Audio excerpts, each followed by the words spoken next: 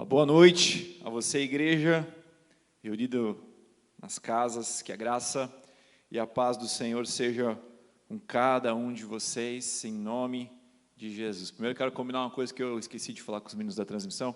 Eu costumo olhar para uma câmera só, para facilitar, tá bom? Então, eu vou estar com você aqui. Seja bem-vindo mais uma vez aqui, nesse culto, nessa noite. A gente está muito feliz em ter você, não assistindo a uma programação, mas cultuando ao Senhor junto conosco, cultuando ao Senhor, não unidos fisicamente, mas unidos pelo mesmo Espírito Santo que nós cremos que está presente aqui nessa igreja, que está presente aí na sua casa. Deixe sua Bíblia aberta em Mateus, no capítulo 5, a partir do verso 17. Esse é o tempo de exposição aqui da Palavra de Deus, e um tempo muito especial, porque nós, nestas semanas, estamos estudando, estamos meditando como ministério, como igreja, estamos meditando no Sermão do Monte. Se você não conhece, não tem familiaridade ainda com esse trecho da Palavra de Deus, é o trecho que está entre Mateus capítulo 5 e Mateus capítulo 7. São 3 capítulos tão profundos, tão preciosos, que nos ensinam tanto, que nos trazem tantas lições práticas, que elevam um nível de comprometimento, de revelação. E por isso nós estamos dedicando essas semanas um estudo como juventude, como igreja. Você, nas próximas semanas, fique ligado, você vai ser desafiado a mergulhar de forma mais intensa ainda nesse livro, nesse texto, assim como nós já fizemos em outros meses, mergulhando em livros dos evangelhos. Nós teremos também uma programação especial para mergulharmos de forma ainda mais profunda nesse trecho da Palavra de Deus. E ainda ao longo de setembro, teremos mensagens voltadas aqui para o Sermão do Monte, e teremos alguma programação especial também para que você possa tirar as suas dúvidas. Na primeira semana do mês de agosto, o pastor Daniel abriu essa série. Semana passada o pastor Jefferson trouxe mais uma mensagem nessa série, você pode acompanhar aí no nosso YouTube. Talvez se você estava muito conectado, muito ligado, você percebeu que o pastor Jeff falou que ele estaria aqui hoje. E ele fez um merchan nada simples para mim, né? Ele falou que ia ser a mensagem mais importante que ele pregaria na vida dele. E eu estou aqui nessa noite. O Senhor quis que houvesse essa troca. Ele teve um imprevisto essa semana, está tudo bem com ele, graças a Deus. Precisou tirar os seus sisos e por isso está em casa, em recuperação. Mande uma mensagem de amor aí para ele depois, ore por ele. Mas nós cremos que isso tudo nunca fugiu da agenda do Deus soberano. Amém? Então creia que Deus tem algo para falar contigo nessa noite, assim como Ele já falou comigo. Vamos orar mais uma vez, antes de começarmos de fato essa reflexão, essa exposição aqui. Pai, em nome de Jesus, eis aqui a Tua palavra, Pai.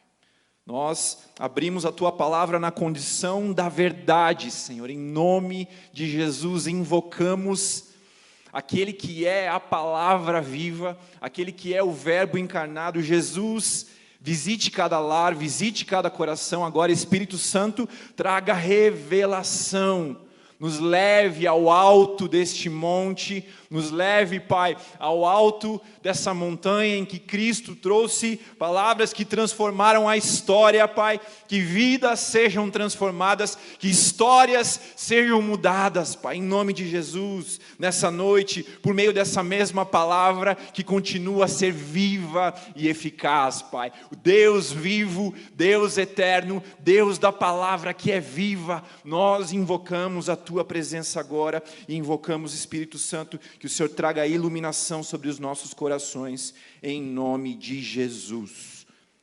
Amém. Antes de lermos, eu quero trazer um pouco mais de contexto a respeito desse texto aqui, a respeito desse trecho, chamado de o Sermão da Montanha, o Sermão do Monte. Sei que o pastor Dani já falou um pouquinho sobre isso, pastor Jefferson também. Antes de aplicar efetivamente nesse texto que eu pedi para você abrir, eu quero te trazer um pouquinho de contexto, algo que Deus me mostrou, abriu os meus olhos de forma bem clara no meu tempo de preparo aqui, que eu quero compartilhar com você. Talvez você se lembre, lá em fevereiro, se eu não me engano, nós começamos a mergulhar no Evangelho escrito por Mateus.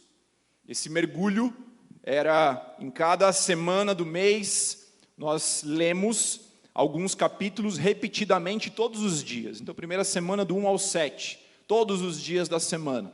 E assim fomos avançando. Depois tivemos lá o nosso tempo também de estudo juntos, de tirarmos as nossas dúvidas. Mas algo que eu creio que ficou claro para você que esteve conosco, estudando esse livro, estudando esse evangelho, é que o tema do evangelho escrito por Mateus é o reino dos céus, o reino de Deus.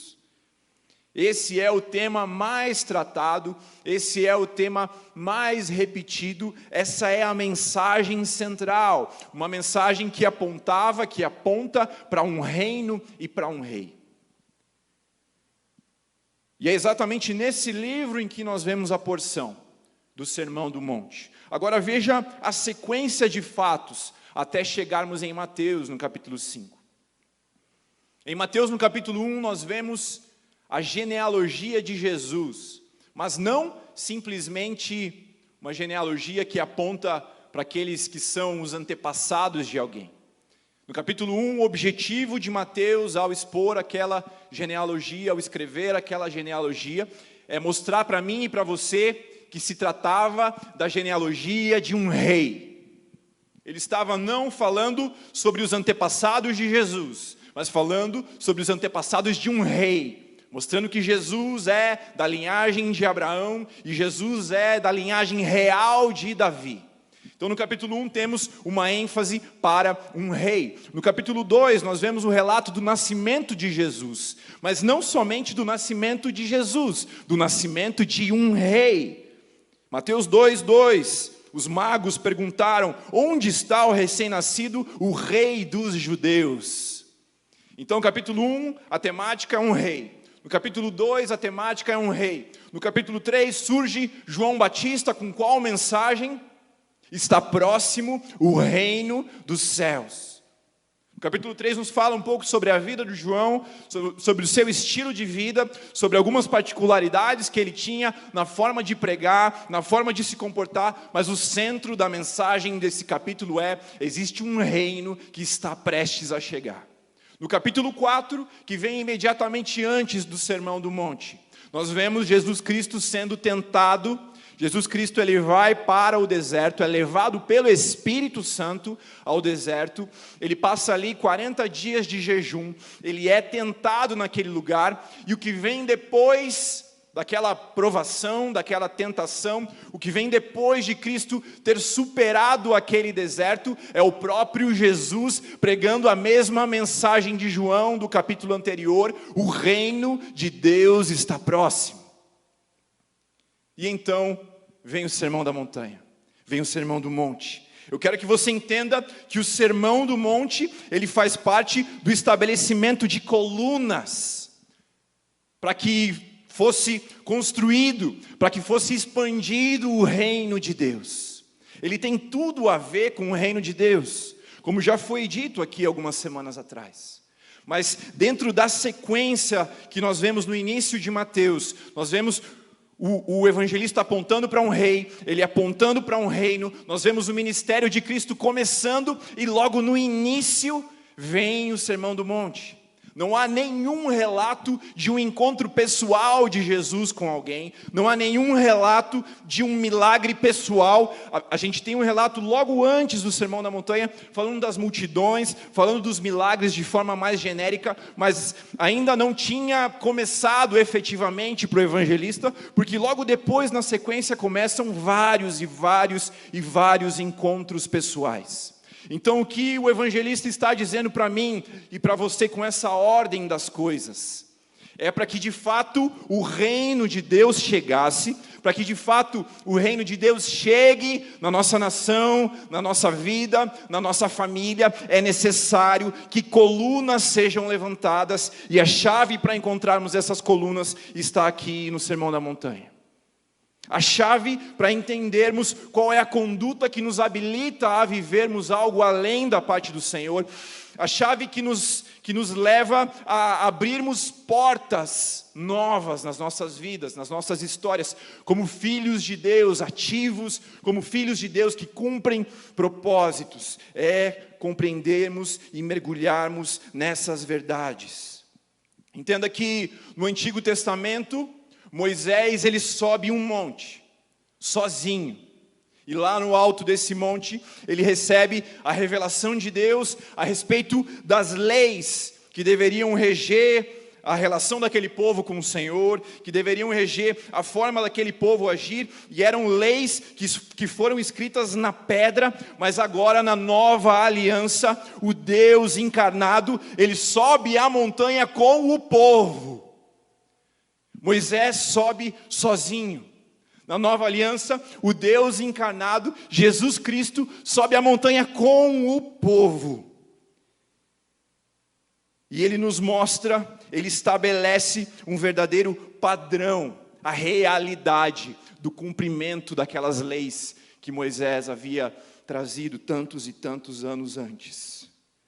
Uma lei que antes foi escrita na pedra, e que agora, com a graça do Senhor, com a ação do Espírito Santo, ela pode ser escrita nos nossos corações. Você precisa entender que nós estamos aqui diante de palavra santa, diante de revelação do céu.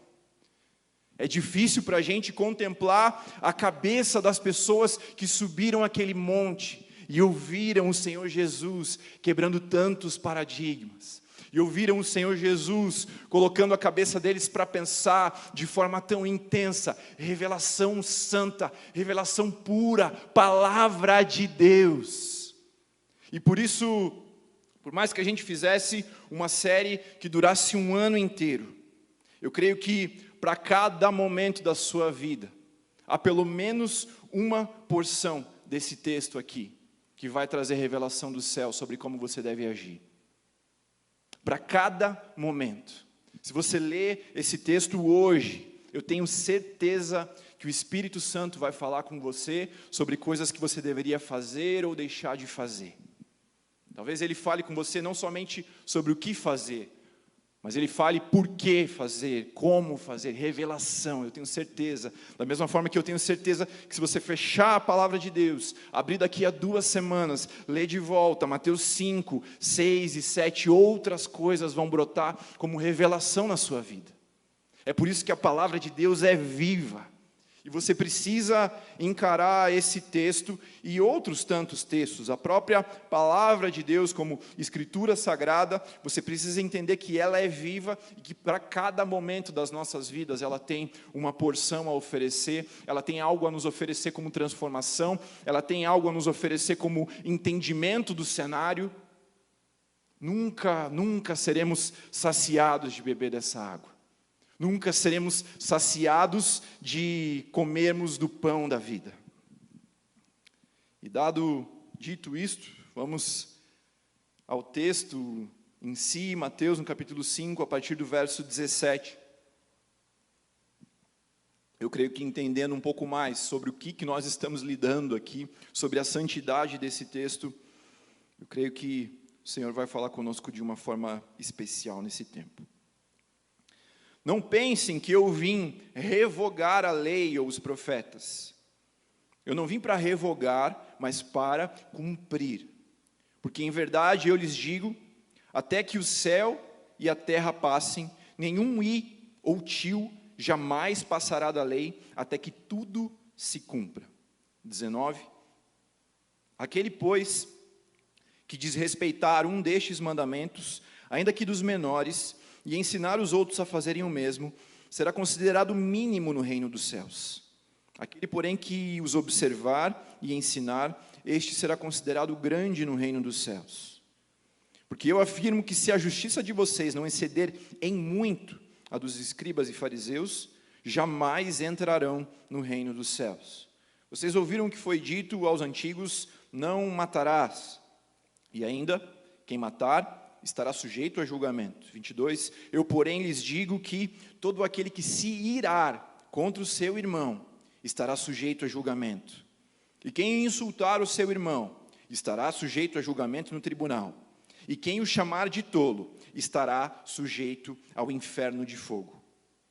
Portanto, se você estiver trazendo a sua oferta ao altar, e lá se lembrar que seu irmão tem alguma coisa contra você, deixe diante do altar a sua oferta. Vá primeiro reconciliar-se com seu irmão. E então volte e faça a sua oferta. O título dessa mensagem é O Sermão do Monte e o Cristo Subversivo. Primeira coisa, a gente lembrar ou relembrar o que é subversivo, o que é subversão, porque essa é exatamente a palavra que se encaixa aqui nesse contexto e nesse texto que nós estamos lendo. Eu quero que você entenda a subversão como uma transformação radical de uma ordem estabelecida até aquele momento. Transformação radical de um conceito de algo que estava em pé e que passou a cair por terra. Transformação radical.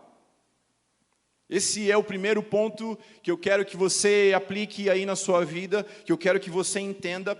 O Sermão da Montanha, ele está falando a respeito de uma mensagem que trazia consigo transformação radical no seu significado.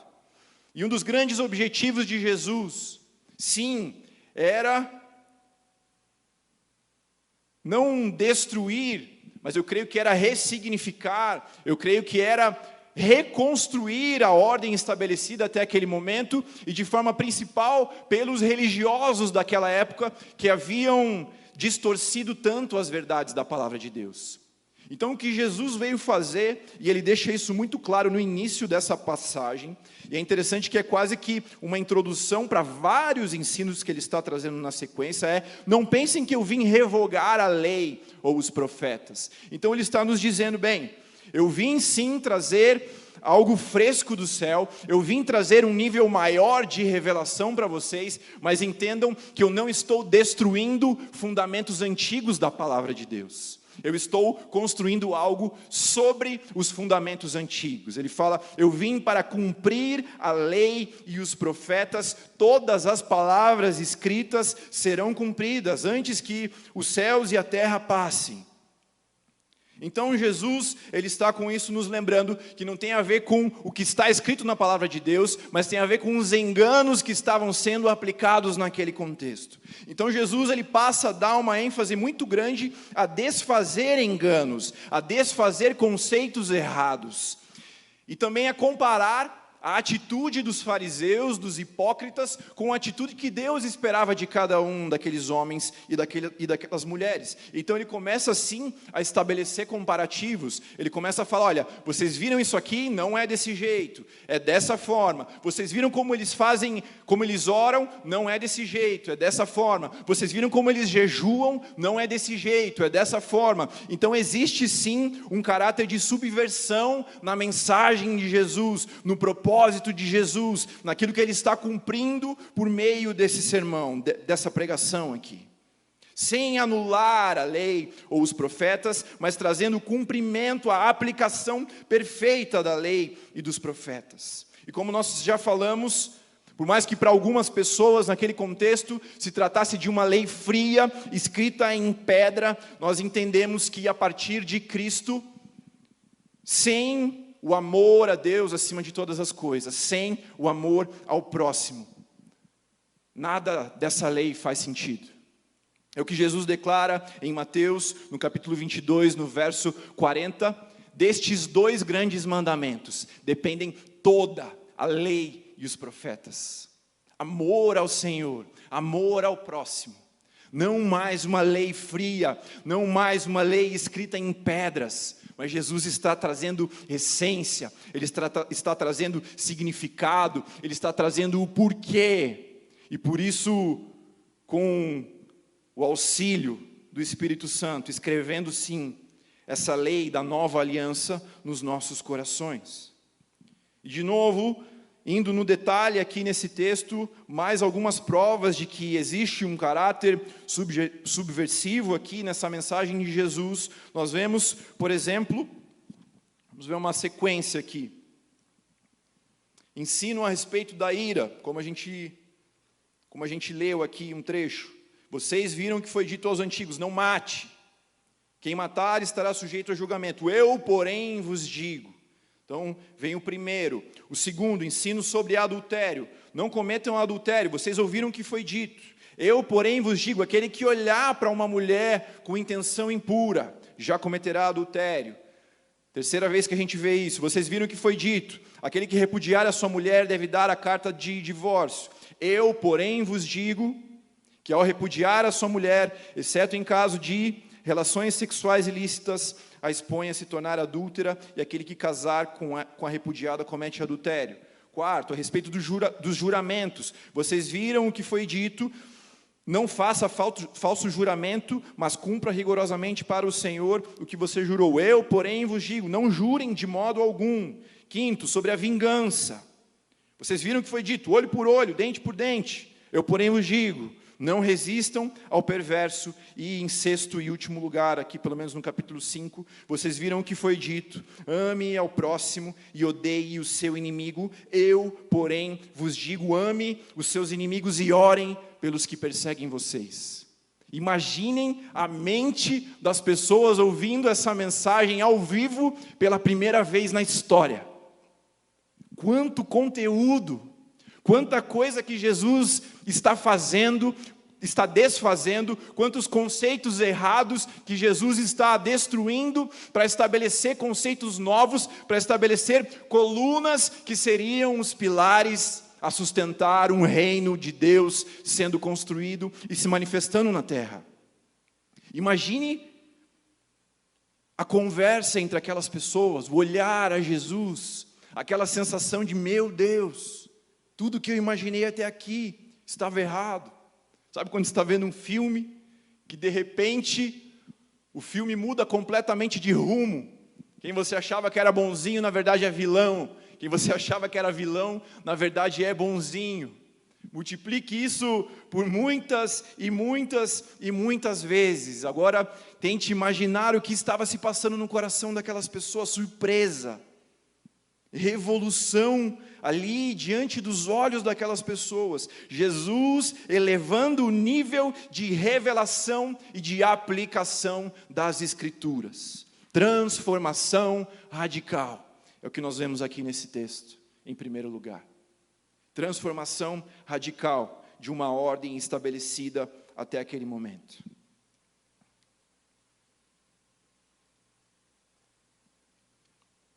Mas não é só isso. Não é só isso. Essa transformação da ordem, essa transformação da religiosidade, essa transformação do contexto, ela precisava passar por uma transformação pessoal. Transformação pessoal é o que nós devemos buscar, é o que nós devemos ansiar no Espírito Santo, quando nós estamos lendo, estudando um texto como esse, quando nós estamos ouvindo uma mensagem como essa, transformação pessoal, não algo impessoal, mas algo que tem a ver com a minha própria vida. Algo que tem a ver com o que o Senhor quer fazer, com o que Ele quer transformar na minha história, com o que Ele quer transformar do meu caráter, com o que Ele quer transformar do meu comportamento, do meu temperamento. Permita que este Jesus seja subversivo com você e comigo. Nós precisamos chegar neste lugar. Neste lugar onde nós olhamos para esse Cristo e falamos, Senhor, vem vencer o meu coração. Eu ia pedir hoje de tarde para a banda tocar essa música, eu falei, meu Deus, vai ficar muito em cima. Mas o Espírito Santo já está e sempre esteve no controle. Vem vencer o meu coração, Senhor. Seja assim, subversivo com o meio, mas transforme radicalmente uma ordem estabelecida até então na minha vida, nos meus conceitos, na minha forma de agir, na minha forma de me relacionar com as pessoas. Seja subversivo comigo, com a minha história, com a forma como eu leio o meu passado, com a forma como eu interpreto as coisas que aconteceram. Seja o filtro dos meus pensamentos, dos meus sentimentos, seja transformador comigo, Jesus.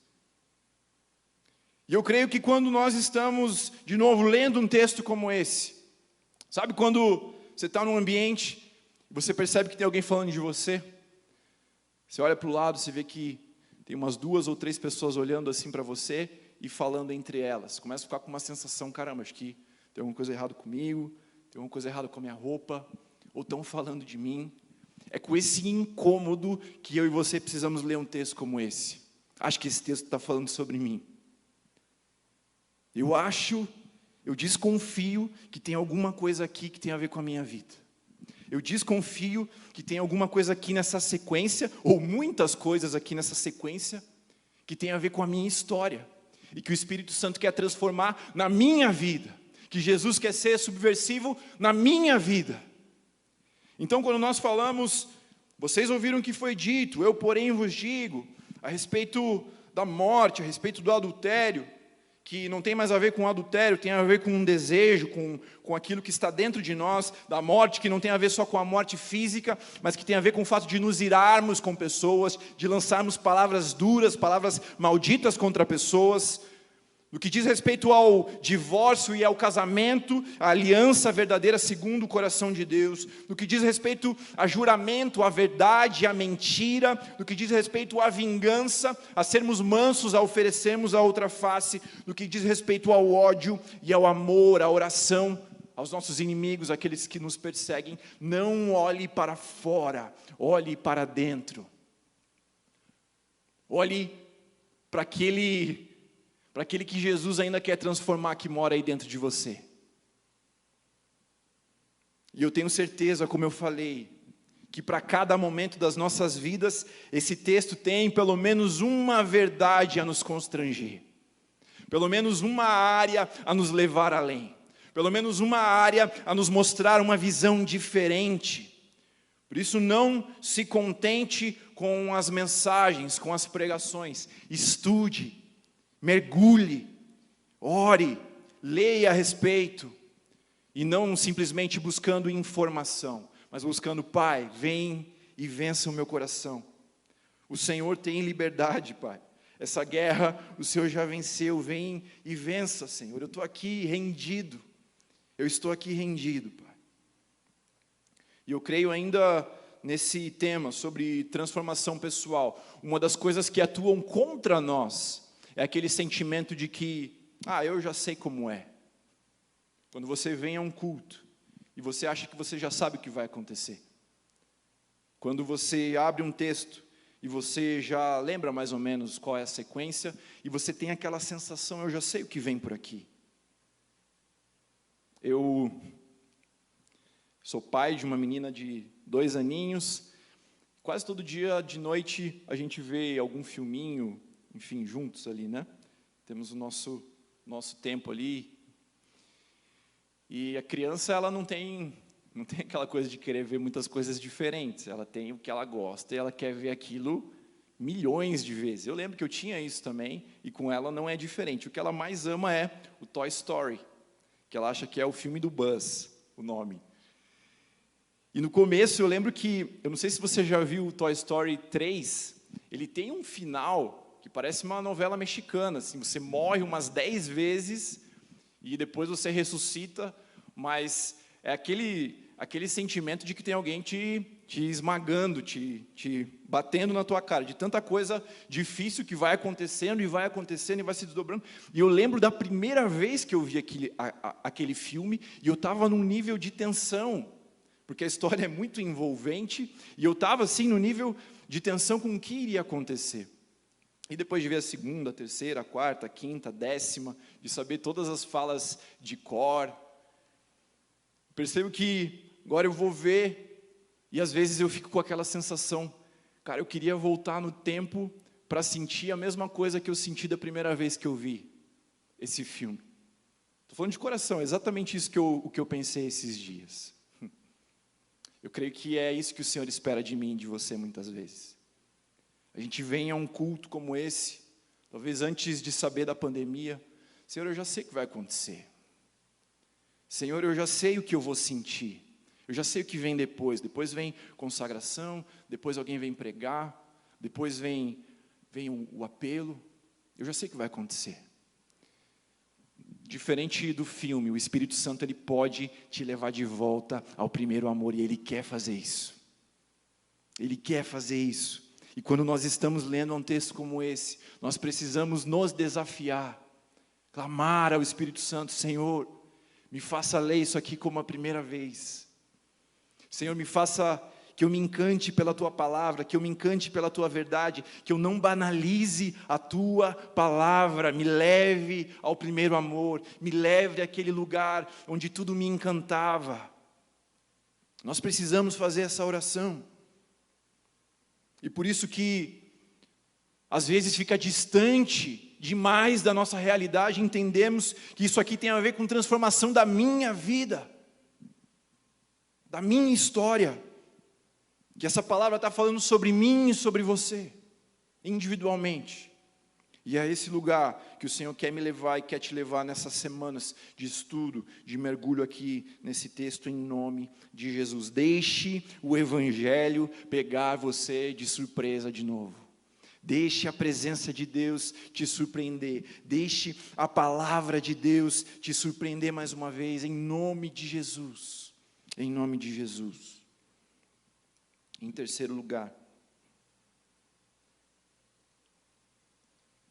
só relembrando, nós falamos sobre uma mensagem de transformação radical. Nós falamos sobre uma mensagem de transformação pessoal. E algo que esse texto nos deixa muito, muito claro. Talvez você tenha ficado incomodado com alguns trechos aqui, enquanto eu lia. Trechos duros vindos da boca de Jesus. E o que esse texto nos deixa claro é que quanto maior o nível de revelação, maior é o nível de responsabilidade.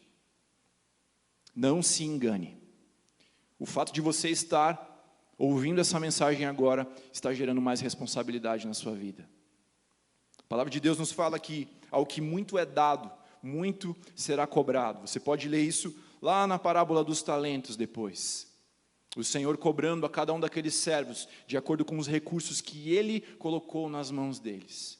Meu irmão, minha irmã, eu creio que a nossa geração é a geração na história com mais recursos.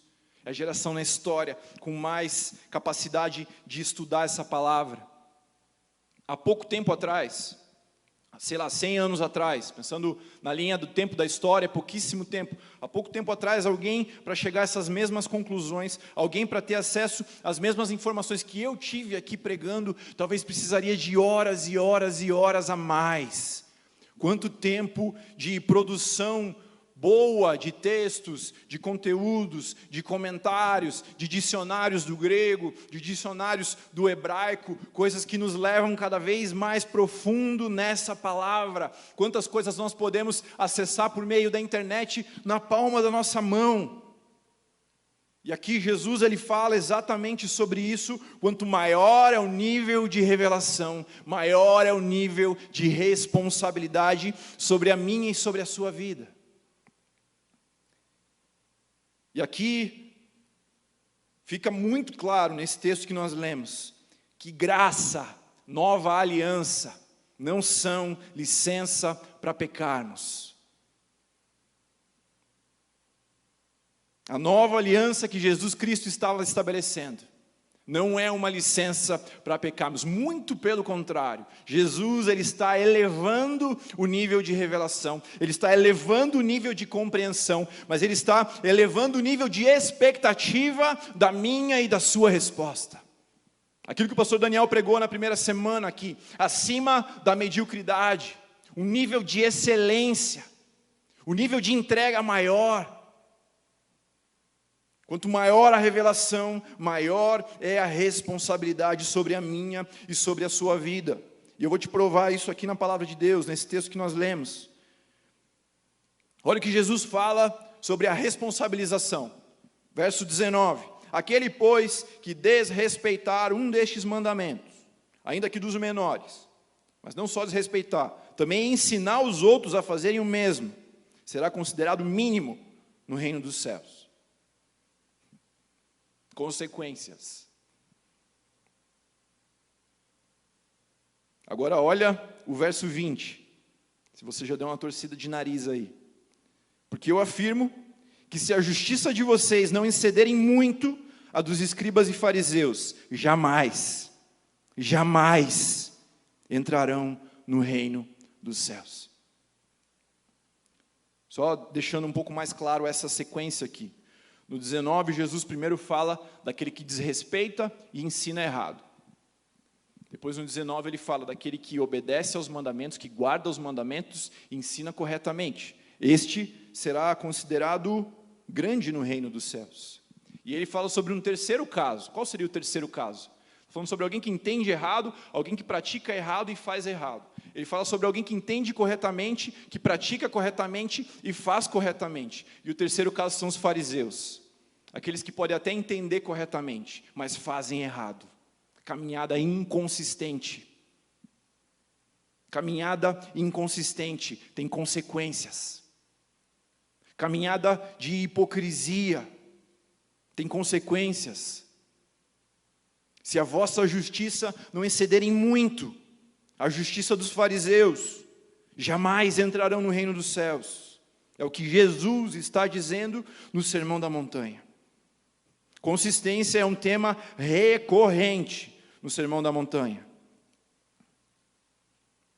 E Jesus combate duramente esse comportamento de hipocrisia, esse comportamento de falar uma coisa e fazer outra, de colocar um peso muito grande nas costas das pessoas que nem nós mesmos somos capazes de carregar. E nós vemos isso também num texto que o pastor Jeff leu no finalzinho da semana passada, como as pessoas enxergavam isso em Jesus, um homem consistente, um homem íntegro, no 7, 28 e 29. Quando Jesus acabou de proferir essas palavras, as multidões maravilhadas com a sua doutrina, elas estavam maravilhadas com a sua doutrina, porque ele ensinava como quem tem autoridade, e não como os escribas. Ou seja, havia em Jesus retidão entre o seu discurso e entre a sua prática. Havia retidão de caráter em Cristo. Isso atrai o coração de Deus, mas ao mesmo tempo existem consequências para aqueles que decidem caminhar de forma contrária, para aqueles que deliberadamente fazem o oposto. Quanto maior é o nível de revelação, maior é o nível de responsabilidade.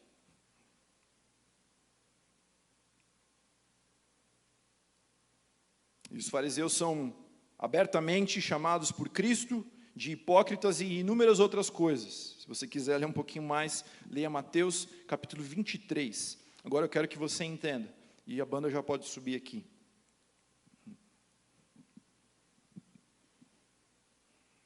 Quando nós falamos sobre compreensão, sobre entendimento e sobre resposta, quando nós falamos sobre informação e sobre ação, entendimento e resposta, que é o que nós vimos nesse texto que nós acabamos de ler, sobre pessoas que entenderam errado, responderam errado, pessoas que entenderam corretamente e responderam corretamente. Mas quando existe uma disparidade entre o entendimento e a resposta, eu creio que é aquilo que Jesus chama de hipocrisia. Mas o contrário disso, ou seja, quando nós entendemos quem Deus é, quando nós entendemos algo a respeito da palavra de Deus, e quando nós decidimos entregar uma resposta adequada ao Senhor, isso é a adoração. Adoração tem a ver com reconhecermos o valor de quem Deus é. Ou seja, ela começa numa informação, ela começa no insight, ela começa no entendimento. E esse entendimento ele pode te levar a duas respostas. Quando nós decidimos entregar a resposta adequada ao Criador, por quem Ele é, pelo que Ele fez na cruz, pela sua obra, pela minha e pela sua vida, isso é a adoração. E a adoração, ela toca o coração de Deus. A adoração move o coração de Deus. Deus procura adoradores. Ele procura aqueles que o adoram verdadeiramente. Aqueles que entendem. Aqueles que chegam a um nível de revelação. Mas aqueles que entregam respostas adequadas a esse Deus. Aleluia!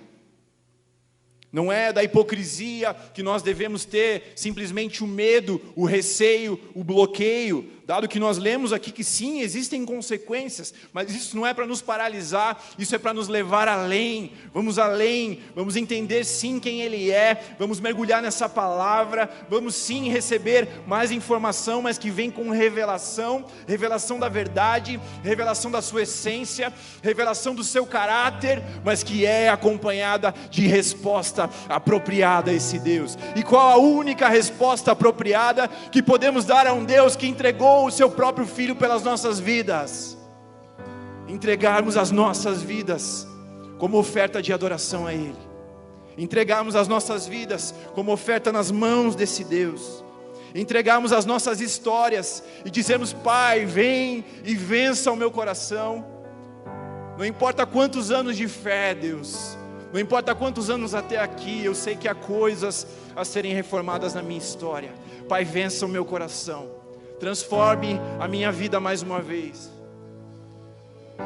E talvez você que está fazendo essa oração pela primeira vez na sua vida, Senhor Jesus, entrego a minha história, vem e vença o meu coração, vem e seja subversivo comigo, Pai, transforme as coisas que estavam erradas, transforme o caos em ordem, Senhor, em nome de Jesus eu entrego a minha vida, como a única resposta apropriada, como a única resposta de adoração que eu posso dar novamente ao Senhor, por aquilo que Tu és, por aquilo que Tu fez na minha história. Eu creio em nome de Jesus que há pessoas fazendo essa oração pela primeira vez nas suas vidas nessa noite. Coloque a mão no seu coração, você que deseja isso. Pai, vença, Pai, transforme, Pai, eu entrego a minha história, eu entrego a minha vida, seja Senhor, seja Rei. Eu entendo o que o Senhor fez, eu entendo que o Senhor quer me levar para o alto da montanha, mas eu entendo que há uma resposta que o Senhor espera. Essa resposta passa pela minha vida entregue ao Senhor, mas ela passa também pela minha vida entregue ao meu próximo, como já foi dito aqui. Senhor, eu entendo isso pela primeira vez nessa noite. Se você deseja isso, vamos orar. Repita comigo essa oração: Senhor Jesus, eu entrego a minha história, vem e vença o meu coração, vem e mude a minha vida, vem e governe todos os meus dias, seja Senhor e Rei, me leve ao alto do monte, mas eis a minha vida como a resposta apropriada, como a resposta de adoração.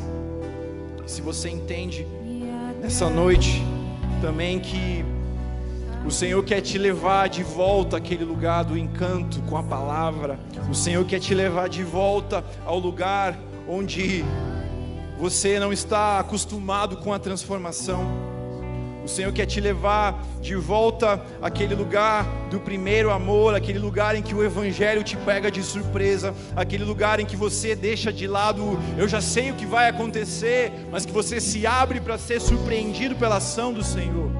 Você deseja renovar essa aliança, vamos orar juntos também. Coloque a mão aí no seu coração.